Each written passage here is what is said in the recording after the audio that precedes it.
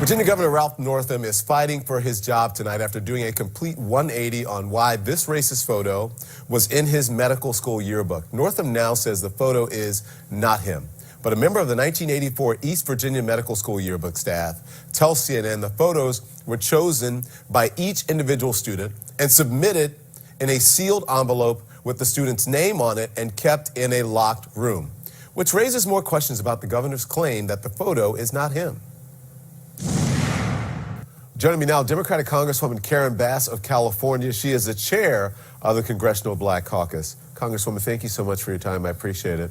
Thanks for having me on. Let's talk about Governor Northam.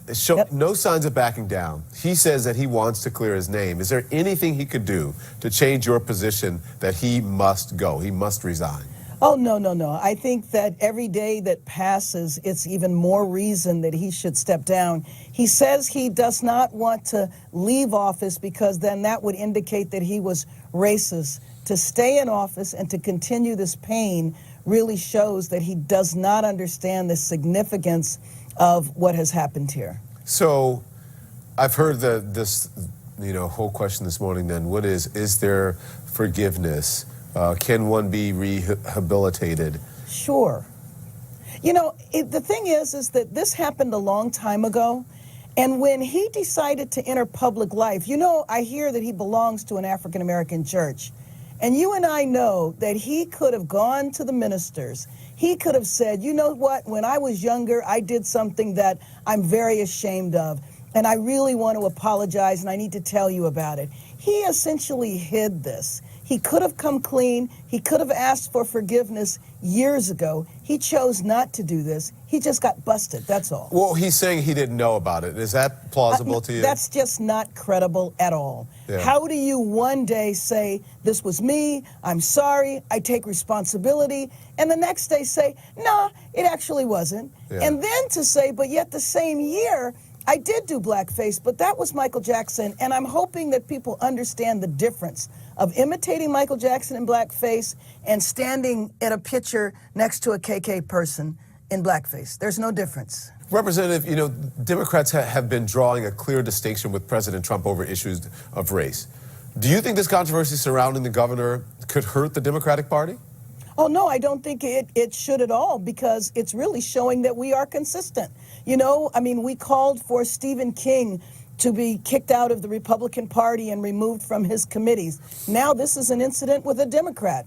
Yeah. And we're taking the same stand. So to me, it shows that we are not hypocritical. We are consistent. And really the only way to begin healing in Virginia is for him to step aside. He doesn't have the confidence of his legislature, so how can he assume the executive position in that state? It is interesting. Unlike things that have happened in the recent past, there has been pretty much unanimous condemnation from Democrats on this one at the highest levels.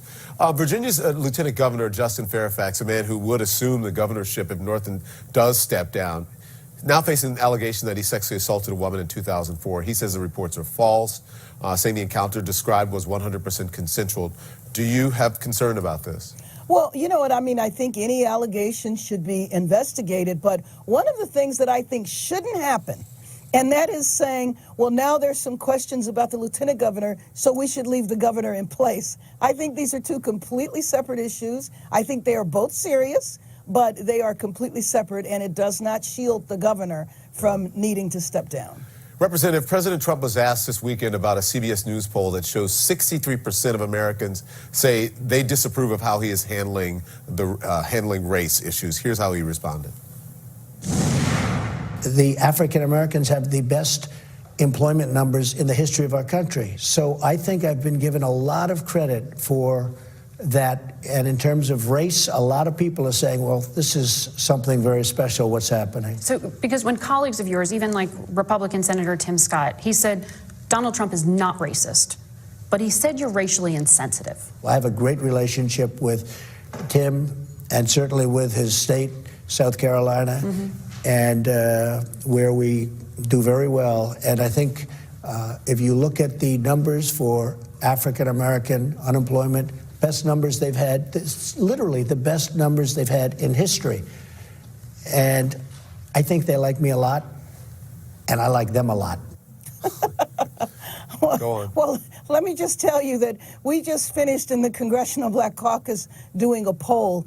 And if he thinks he has support in the African American community, let me tell you, it is in the low single digits. It is so offensive to me when he talks about the employment rate in the African American population. He had nothing to do with that. It's not as though he had some jobs program and that led to a decrease in African American unemployment.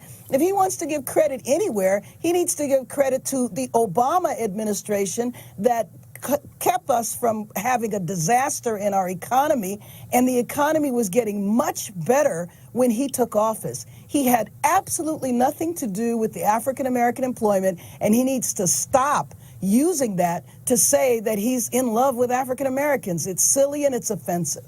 Thank you, Congresswoman. I appreciate your time. Thank you.